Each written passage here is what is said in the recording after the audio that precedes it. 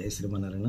భగవద్బంధువులారా, ఈరోజు 4వ అధ్యాయము జ్ఞాన కర్మ సన్యాస యోగం నుంచి 33వ శ్లోకాన్ని తెలుసుకుందాం. సార్, శ్రేయాన్ ద్రవ్యమయాద్యాజ్ఞాత్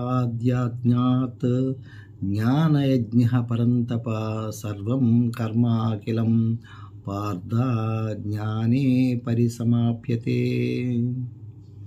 ఓ పరంతప అర్జున, ద్రవ్యయజ్ఞముల కంటేనూ జ్ఞానయజ్ఞము మిక్కిలి శ్రేష్టమైనది. కర్మలయన్యూ జ్ఞానయజ్ఞమునందే పరిసమాప్తమవును. అంటే ఈ వాక్యం ద్వారా ఏం చెప్తున్నట్టు భగవానుడు మన ద్రవ్యయజ్ఞం కంటే జ్ఞానయజ్ఞము శ్రేష్టమైనదని తెలియజేస్తున్నాడు. ఎందుకంటే ఈ ద్రవ్యయజ్ఞం అంటే లోకానికి ఉపయోగపడటం అన్నమాట. ఏదో ఒక సేవ చేయటం, గుళ్ళు కట్టించడం, అలాగే అన్న సత్రాలు ఏర్పాటు చేయటము, అలాగే ప్రజలకి లోకానికి ఉపయోగపడే పనులన్నీ చేయడం అనమాట. ఇవన్నీ చేసినప్పటికీ కూడా దీనికన్నా జ్ఞానయజ్ఞం గొప్పదని నేను చెప్తున్నాను అనమాట. జ్ఞానయజ్ఞం ఎందుకు గొప్పదని చెప్తున్నానంటే, ఇవన్నీ చేస్తూ కూడా దాని మీద ఏమాత్రం మమకారం కానీ, వాటి మీద ఫలహత్య కానీ, వాటి మీద ఆశ కానీ ఉందనుకోండి, ఆ జ్ఞానం ఏమవుతుంది? కర్మబంధానికి హేతు అవుతుంది. ఇవన్నీ కాకుండా జ్ఞానయజ్ఞంలో ఇప్పుడు జ్ఞానయజ్ఞం వచ్చేటప్పటికి ఏం చేస్తాము? తత్వ విచారము, శాస్త్రజ్ఞేయము, అలాగే మనిషి ఆత్మ సంయమనం, ఇలాంటివన్నీ కూడా చేస్తున్నాడంటే వాడు కూడా ఏం చెప్తున్నాడు? అలాంటి వారు కూడా ఇవి చేయకపోయినా ఇవి చేసినట్టే లెక్క అని ఈ వాక్యం ద్వారా తెలియజేస్తున్నాడు. చేస్తూ వీటన్నిటికన్నా ఏంటంటే జ్ఞానయజ్ఞమే గొప్పదని, కర్మలన్నీ కూడా జ్ఞానయజ్ఞం నందే పరిసమాప్తమవునని తెలియజేస్తున్నాడు. కాబట్టి ఇక్కడ అర్జునుడు ఉద్దేశించి చెప్పినటువంటి ఈ వాక్యంలో మనం ఏ పని చేసినా కూడా జ్ఞానంతో చేయమని చెప్తున్నాడు. అంటే ఇప్పుడు ఒక పని చేయాలి, ఆ పని చేయాలి అంటే ఏదో ఒక లాభాన్ని ఉద్దేశించి చేస్తున్నాం. కాబట్టి ఆ లాభాన్ని మనసులో పెట్టుకోకుండా ఎవరైతే లోక శ్రేయస్సు కోసం ఇది భగవంతుడికి చేస్తున్నానో, ప్రతి సేవ భగవంతుడిది అని ఎవరైతే చేయగలుగుతారో అప్పుడు ఏమవుతుంది? మనం చేసేది కర్మకి కిందకి రాదనమాట. అప్పుడు నిష్కామంకి వెళ్ళిపోతుంది. ఎప్పుడైతే నిష్కామంకి వెళ్తుందో ఆ కర్మబంధం అనేది మనకు అంటదు. అందువల్ల దీనివల్ల జ్ఞానయజ్ఞమే ముఖ్యమని భగవంతుడు తెలుసు. దానికి సంబంధించినటువంటి ఒక చిన్న కథని మీకు తెలియజేస్తానమాట. ఒక ఊరిలో కొంతమంది భక్తులు ఈ యొక్క ప్రయాగ నుంచి నీళ్లు తీసుకొని రామేశ్వరానికి బయలుదేరారు. బయలుదేరిన తర్వాత దారి మధ్యలో వీళ్ళు ప్రయాణం సాగుతుంది. దారి మధ్యలో ఒక గాడిద బాగా దప్పికతో ఉంది. అది ఆర్తికై వెళ్ళే యొక్క బాటసాల దగ్గరికి వీళ్ళు వెళ్తున్నారు కదా భక్తులు, వీళ్ళ దగ్గరకు వస్తే ఎవరు దాన్ని పట్టించుకోలేదు.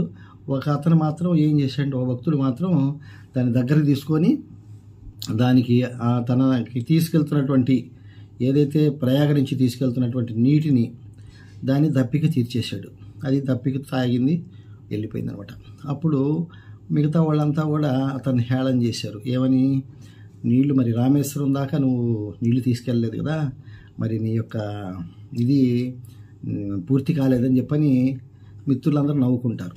నవ్వితే ఏం చెప్తాడంటే ఆయన, నేను రామేశ్వరానికి వెళ్ళే పూజను ఇక్కడి నుంచే పూర్తి చేశాను, ఆ పరమేశ్వరుడు ఇక్కడి నుంచి ఆ నీటిని తీసుకున్నాడు అని వాళ్ళకి తెలియజేశాడు. ఎలా తెలియజేశాడు? ప్రతి జీవిలో కూడా భగవంతుడు ఉంటాడు, ప్రతి ప్రాణిలో కూడా భగవంతుడు ఉంటాడు. నాకు ఇక్కడ దగ్గర నుంచే మధ్యదారిలోనే నా దగ్గర తీసేసుకున్నాడు ఆయన పరమాత్ముడు.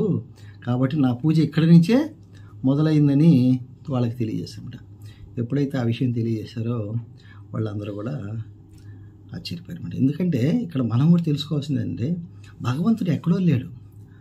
ఎవరైతే ఆర్తిగా ఆకలితో ఉంటారో, ఎవరైతే ఆర్తిగా ఉంటారో వారికి మనం ఏదైతే సమర్పిస్తామో అది భగవంతుడికి చేరుతుందన్నమాట.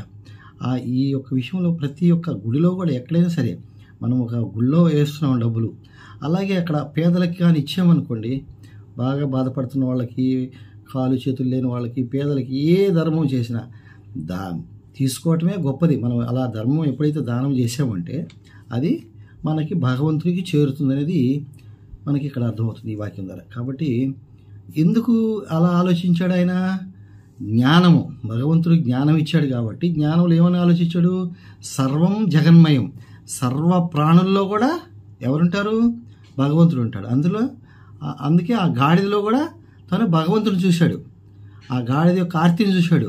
తనకేం కనపడింది? భగవంతుడు కనపడ్డాడు, పరమేశ్వరుడు కనపడ్డాడు. ఆ పరమేశ్వరుడు కనపడ్డాడు కాబట్టి ఆ పరమేశ్వరుడికి నోట్లోకి పోసేసాడు. అంటే ఆ ప్రయోగంలో తీసుకొచ్చిన నీళ్లు రామేశ్వరంలో కలిపేసాడు అనమాట. కాబట్టి స్వామి గాడిద రూపంలో తీసుకున్నాడు అనమాట. అట్లా ప్రతి జీవిలో కూడా ఎవరైతే భగవంతుడు చూస్తారో వాళ్ళ ఆత్మతత్వాన్ని చాలా దగ్గరగా చేరుకుంటారన్నమాట. జై శ్రీమన్నారాయణ. నెక్స్ట్ వీడియోతో మళ్ళీ కలుద్దాం. సర్వం శ్రీకృష్ణార్పణమస్తు.